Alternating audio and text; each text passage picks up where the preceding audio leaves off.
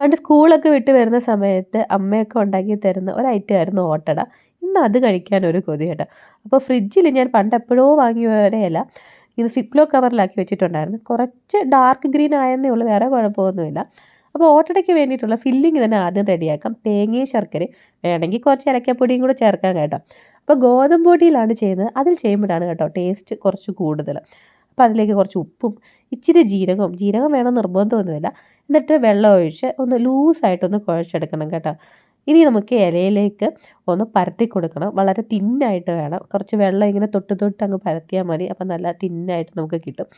ഇനി ഇതിലേക്ക് നമ്മൾ റെഡിയാക്കി വെച്ചിരിക്കുന്ന ഫില്ലിംഗ് കൂടെ വെച്ച് മടക്കി നല്ല ചൂടായ തവയിലേക്ക് വെച്ച് കൊടുത്ത് 2 സൈഡും ഒന്ന് മൊരിയിച്ചെടുക്കാം. ഞാൻ 1 സെക്കൻഡ് ഒന്ന് അടച്ചും കൂടെ വെച്ചിട്ടുണ്ടായിരുന്നേ.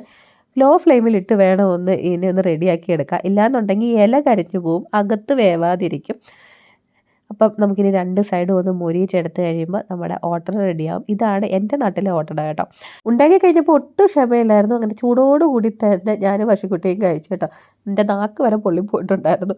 അപ്പോഴാണ് ആലോചിച്ചത് കുറച്ച് തേയിലവെള്ളം കൂടി ഇട്ട് കുടിച്ചാൽ അടിപൊളിയായിരിക്കുമല്ലോ എന്ന്. അങ്ങനെ അത് വേഗം തന്നെ ഉണ്ടാക്കി.